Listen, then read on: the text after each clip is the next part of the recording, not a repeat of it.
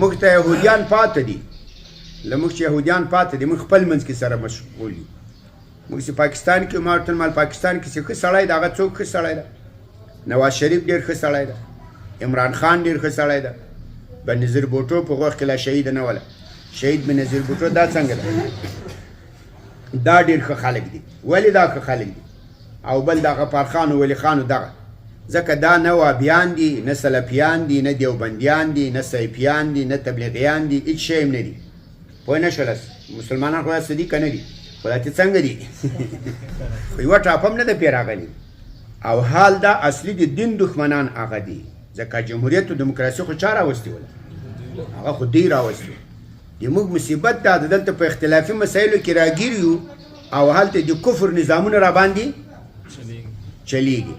اوس په پاکستان کې په سماع الموتا کې بحث کیږي، په جمهوریت کې بحث نه کېږي. دا اوس لږ لږ مجاهدینو بحثونه شروع کړي دي، له یو خوا هم بعضې بحثونه کوي. نور مړي اوري که نه اوري په دې کې بحثونه شروع وي. اسقاط شته که نشته؟ په دې کې څه شی شروع وي؟ وهلکه اسقاط ته پرېږده، جمهوریت په اسلام کې شته او که نشته؟ راځه په دې کې بحث وکړو. دا تا په خاورو کې دا 20 کاله امریکایي ګاډي تلل راتلل، راځه دا لیک په اسلام کې څنګه کړو وګورو. راځه دا ما او تا منځ کې دا سرحد وګورو چې دا په اسلام کې شته که نشته. تاسې ما په خبر م لکه سم سر نه خلاصېږي. و دا خو ما خو اوله ورځ درته ویلې ما بدماشي نه څه چې په زور یې در باندې منم یا زه سپین ږیری یم. خپله ځان سره کښېنه چې دغه سرحدات په اسلام کې شته که نشته.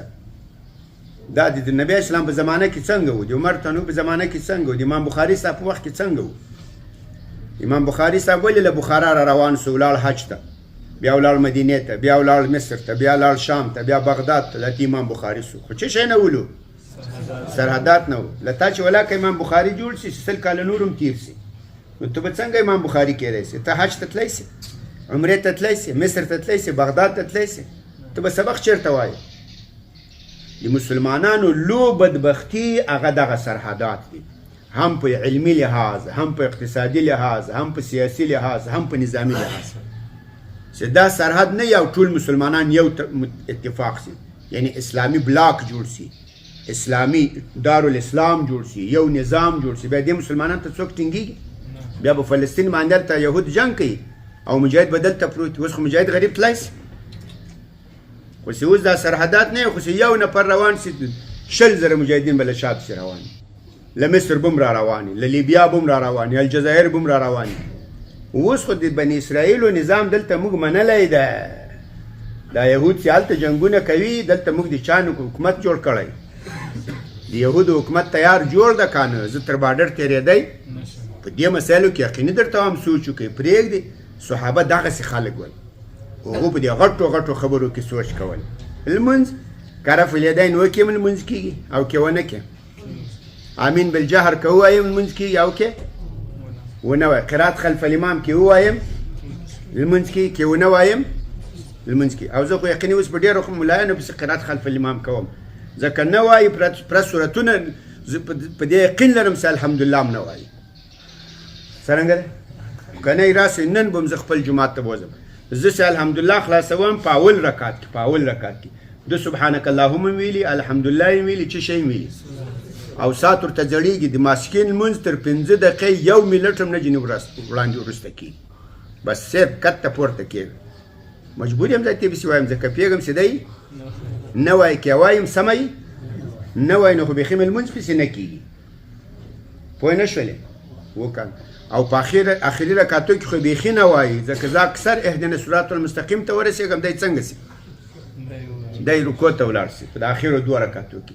په ماسپښین کې خالي فاتحه پسې ویلی سم، د سبحانک اللهم ویلي او څه شی ویلي، صورت یې ویلی. او اوس مجبور یم پسې وایم، ځکه دی خو یا وایي نه او یا کې وایي سمې نه وایي. نو چې سمې نه وایي چې د لمونځ ونه سو، خو د ما لمونځ ونه سو، الامام ضامن کان. دا داسې مسله سو. دغه مسایلو کې بیخي بحث مه کوئ.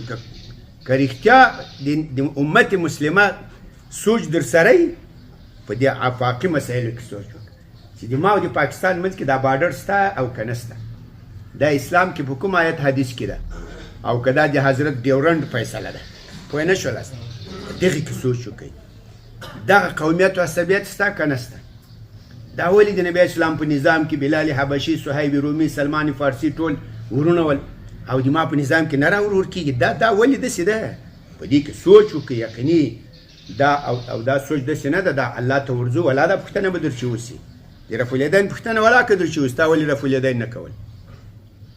خالد المنځه پوښتنه درچې کېږي، د قرات خلف الامام پوښتنه ولا که درچې وسي، یا د یامین بالجهر یا مړي اوري که نه اوري دا هم ولا که درچې وسي. خو د دې پوښتنه به یقیني درته کېږي چې فلسطین کې څالو په تا څالو، په فلسطین پرېږده دا نږدې. اوس په دې سوچ پکار ده او په دې یقیني زه تو دواړه مسئولیت لرم. ما و تو اردو چی داریم؟ مسئولیت داریم.